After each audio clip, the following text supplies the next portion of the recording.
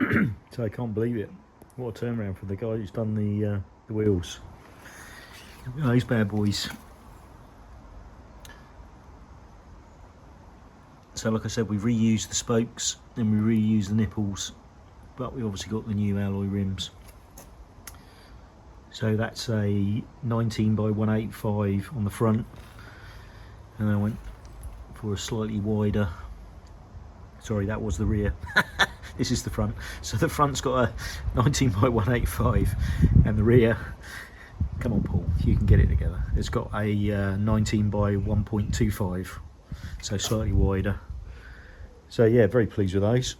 All I've got to do now is see if I can get them back in that. Right, first things first, you need to put the brake hub and sprocket on there, get the nuts done up that hold it on, and then lock wire it together. So let me start that and then I'll bring you along.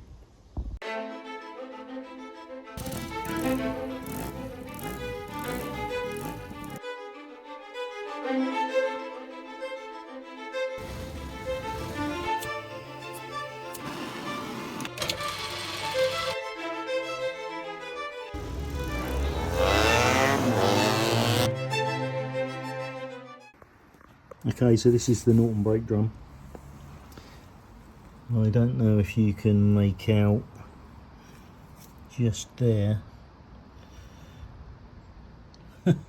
Well, I can just make it out. I put a mark on the drum and a mark on the wheel so it can go back in the same spot. But basically you've got 3 bolts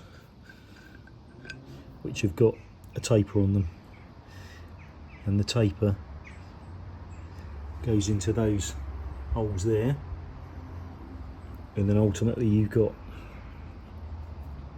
a lock wire hole. And what I normally do is I lock wire all 3 together once they're all done up. So I won't bother you with showing you how that goes on because that's fairly obvious, but I'll bolt that up and then we'll have a look at how we're going to lock wire it on. Right, so there they are. They're not done up yet, but screwed them in. Now I've got to do them up, tension them, and then try and make sure that the sprocket runs nice and concentric to the wheel. Right, so here's the plan.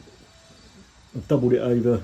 This is the lock wire, and I've got the clamps on the end, and I'm going to turn that into a pair of, or one single twisted together. So let's do that and I'll bring you back. Right, and there it is. If it'll focus, will it focus? All twisted together. And now what I'm going to do is I'm going to thread that round as one piece through the holes in the bolts, and then lock the 2 bits together. Well, that's the idea anyway. So hopefully you can see that. So we threaded the lock wire round and then done a connection here so it goes all the way around. It's very difficult to get it super tight. You've got to have fingers that will get in through small gaps and all the rest of it. So anyway, it's done, just ready to put it back in now. Right, front wheel in, all done up. I think it looks lovely, but then I would. And then the rear wheel, what a bitch that is. You'd think that gap down the bottom, having taken that out of the stand, would be sufficient to get the wheel in, but no. It is my own fault for probably making the mudguard fit what I would describe as perfectly on the wheel, but yeah, a bit of a struggle. Going to put the brake tie on now to here, but the paddock stand is also a pain in the bum because the ears on the paddock stand only just let me get the bolt on this side. They don't let me get the shaft through all the way through on the other side, and the paddock stand doesn't sit high enough to allow me to get that plate back in properly. So I'm gonna have to come up with an alternative. Let's hope I don't throw it on the floor. I'll be back in a minute. Here's the brake state. I can't take credit for drilling all the holes in it, but I like it. Now, not everything goes to plan, and the run out on that sprocket is bloody awful. And presumably the drum, I don't know if you can see that, is also probably not very good. So I don't like doing things twice, but I'm going to have to cut all the lock wire off, undo the bolts, and I'm wondering if I can tension it in such a way that I can get that to run concentric, like you're tightening up the spokes on a wheel to bring it into line. If not, I don't know if you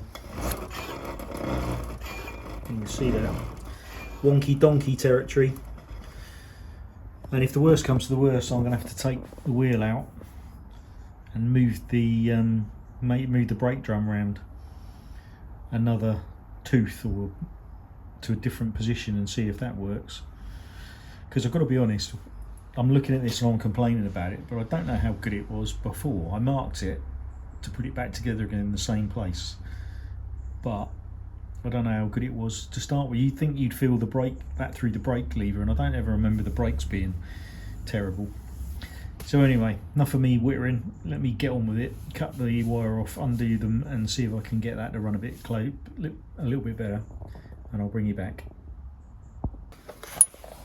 So what I've done, I've set the wheel up on a couple of axle stands on the spindle just to see, and I've turned the bolt so you can see, hopefully you can see, I've marked where it was.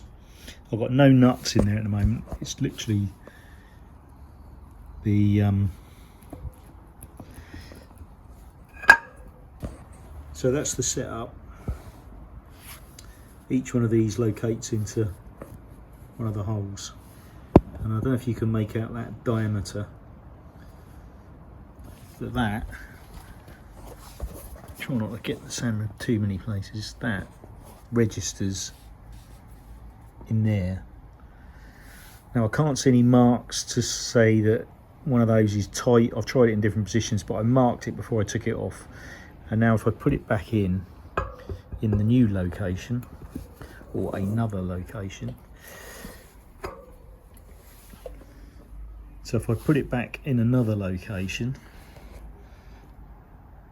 and then I wind it,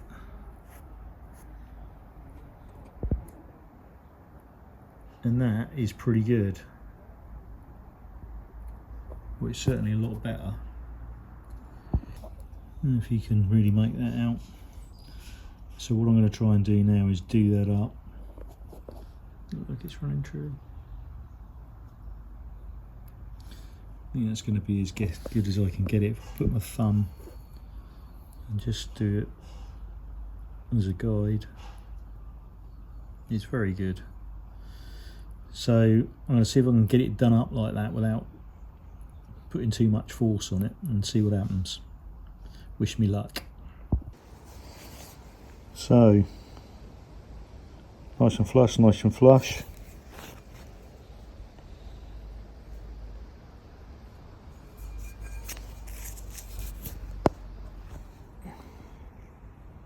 Gap.